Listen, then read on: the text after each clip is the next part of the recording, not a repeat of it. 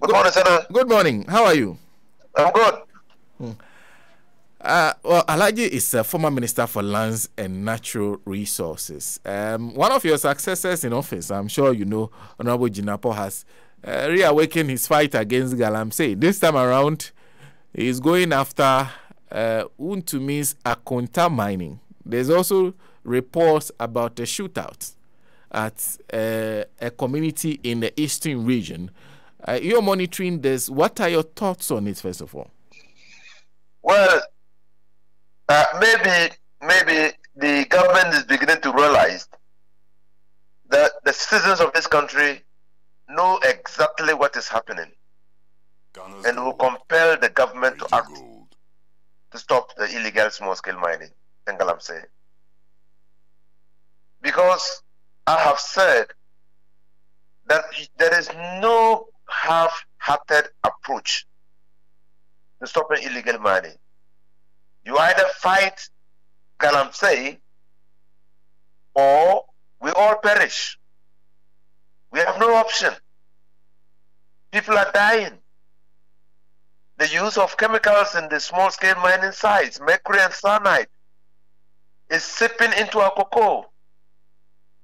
We are ingesting it because of the residue of mercury and cyanide in things that we consume. Our cocoa has been hit very hard. Not only is the cocoa fields being destroyed, but mercury is seeping into our cocoa. And we have a real threat of a ban on the EU market. So clearly, we have come to a point that citizens' action against Galamsey will have to compel government to act. And that is what has compelled government to act against Akonta mining. They have always known, the Forest Commission has always known that Akonta mining is mining the forest reserve. They have always known that. It has to take the media to report the activities and publish the activities of Akonta mining for the Ministry of Lands and Natural Resources to act. But have they actually acted? No. No. The evidence is quite clear that this particular company was mining without a license. At least that's what the statement from the Ministry of Lands and Natural Resources says. That I had put in an application on the 22nd of August 2022. That application has not been granted to mine in the forest reserve. But they have been found mining in the forest reserve. To say that they should stop mining in the forest reserve is not a solution to the illegality. They have to be dealt with in accordance with the Minerals and Mining Act as amended. Until they do that, it still remains a half-hearted attempt at sanitizing the small-scale mining sector.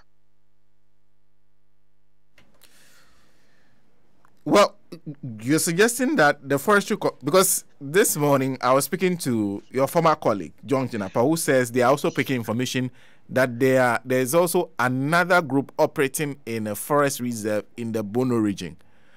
You're suggesting that Forestry Commission knows about all this? Why? If Forestry Commission says they know nothing about what is happening, then probably the Chief Executive of Forestry Commission and the officers responsible for protecting the office ought to resign immediately. The activities of these illegal miners, who masquerade as doing community mining, is known not only to the Forestry Commission, but to the Lands Commission, the Minerals Commission. They know. But those people are connected to this MPP administration. Those people have the protection of the powers that be. And that is why they can treat our laws with impunity.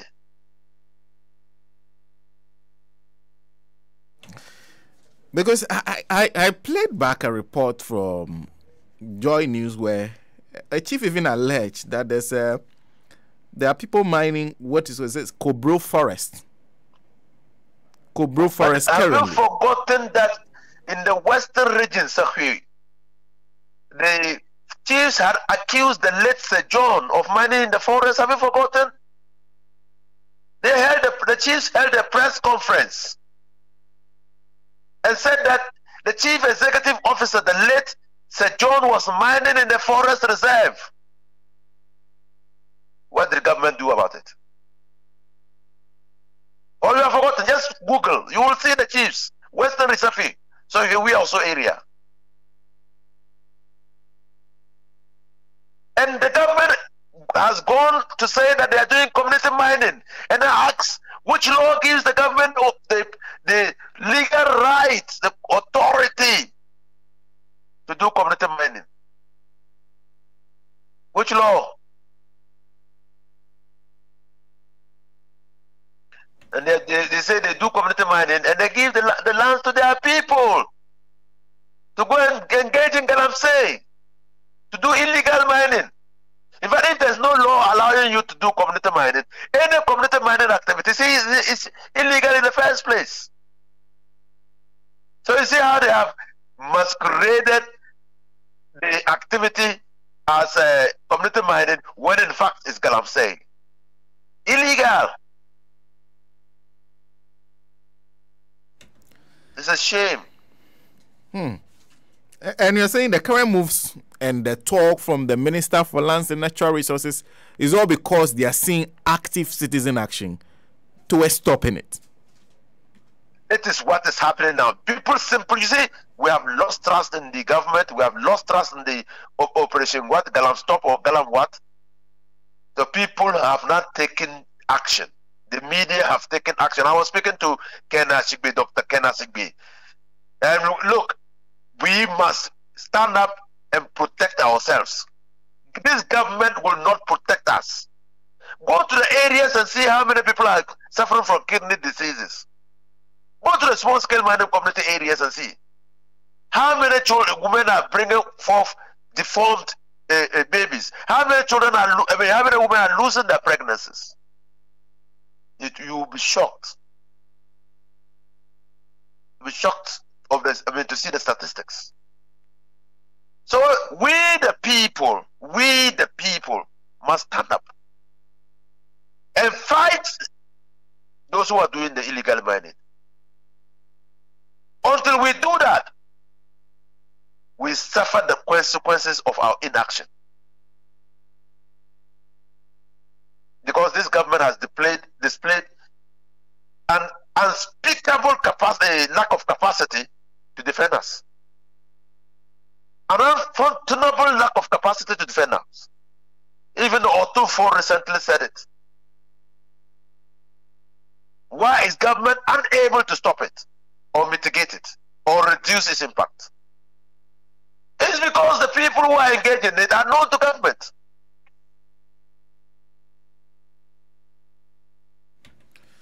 What would it take for this fight to be won? We, the people, must stand up against it. After all, government must ultimately be for the benefit of the people.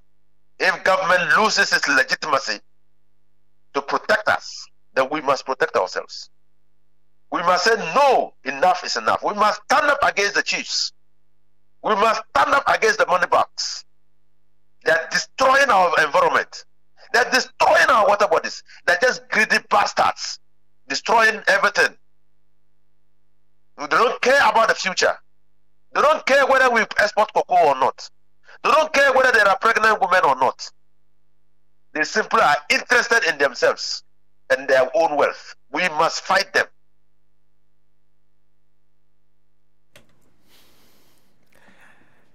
Honorable, if it would take the people to fight something like this, then why do we install a government? That is but if government has displayed a lack of capacity to defend you, what do you do? What do you do? If government itself is closing its eyes to the activities of those who are engaged in illegal small-scale mining. At the time that government said it has placed a ban on small-scale mining, do you know how many ounces of gold was exported to Dubai? Haven't you seen the reports? Where did the gold come from? These military and police they have been sending to the sites. You mean they have never seized money? They have never seized gold? They don't seize equipment? Have they ever accounted for them? Have they ever accounted for them? So the citizens must act. I say, and I'll continue to say it, until the citizens' action against Galamsey takes off, this government will not protect us. How can you explain the fact that about 700 excavators were seized and they were never accounted for when there is a law? In fact, that law was sponsored by a minister under Nana Addo Dankwa Akufo-Addo on how to deal with seized equipment. They treated that law with impunity. How can you explain when the same law, Act 959, came into force during the time of Nana Addo Dankwa Akufo-Addo, who said when a foreigner is arrested in Ghana dealing with illegal small-scale mining, that foreigner will be arrested and put before court, and if convicted, serve the sentence before deportation. That is the law. Under Nana Akufo-Addo, he got his minister to go to parliament to pass that law. How do you explain the wanton disregard for the law in the case of Aisha 1, in the first instance that she was arrested? That only shows the lack of commitment of this government to the fight against illegal small-scale mining. How can you explain that somebody at the minister's office, at the Ministry of Lands and Natural Resources, gets another person under the pretext that that directive was coming from a deputy minister, takes $20,000 or how much $1,000 cities from that person, allows that person to go and do Galamsey in the first site, and only upon going to the second site that the cover was blown. That person was not charged with conspiracy to deal in small-scale mining, illegal small-scale mining. That person was charged with defrauding by false pretenses and put in jail for 15 months. When the minimum sentence for engaging in illegal small-scale mining is 20 years.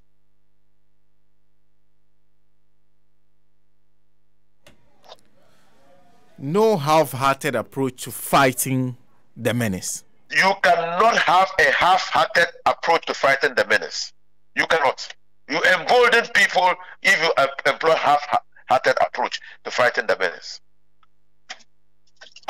Even if we deploy fully, how long will it take? We cannot even deploy fully.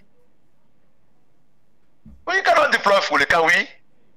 Have they even given us the cost of the deployment yet? Are we getting value for money? Is it effective and prudent to continue to use our scarce resources to send soldiers and policemen to the sites only for them to enrich themselves with the gold that they seize, the monies that they seize, and the equipment that they seize? Is that the purpose? That is why we must fight. We ourselves must fight. I will see, because you see, they won't fight it. I will see the former vice chairman of their party, MPP party in the central region, has said that the party needed money, so they have to do Galamsey. Little wonder, I'm telling you, Senator, little wonder that a majority of the sympathizers of the MPP in the areas that produce gold are doing Galamsey. Even chief executives have been reported to be doing, even ministers have been reported to be doing Galamseys. Even party executives have been reported to be doing Galamsey.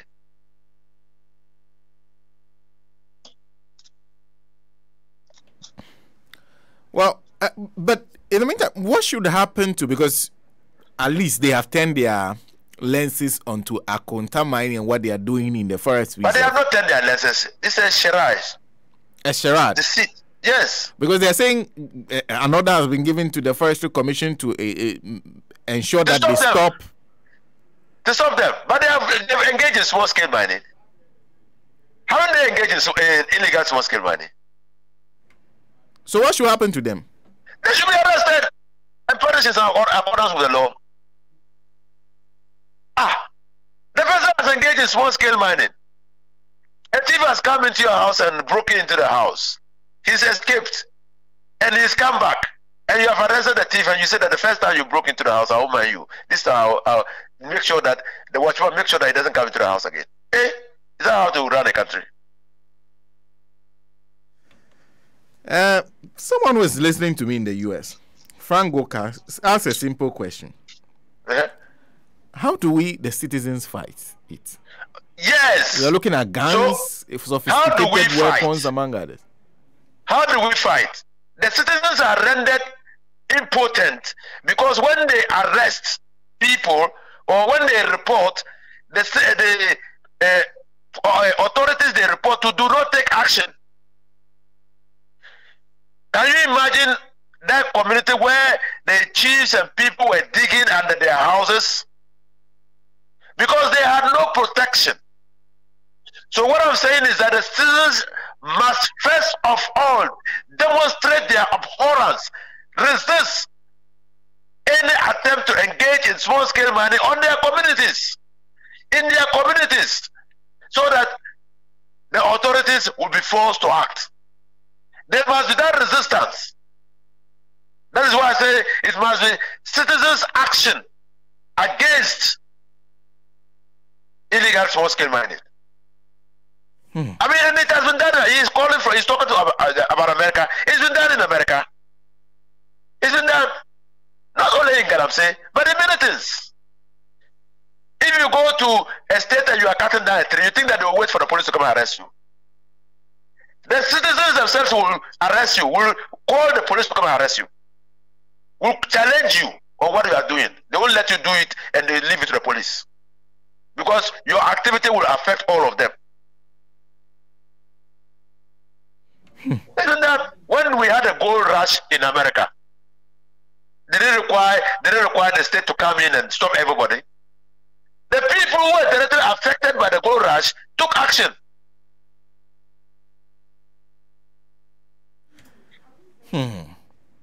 Honorable, thank you very much for speaking to us this morning. You're welcome. You're welcome. He is former member of parliament for Tamale Central, former minister for lands and natural resources, and minister for roads, joining us this morning. He says, unless the citizens stand up and fight, Afrewa, how do we fight?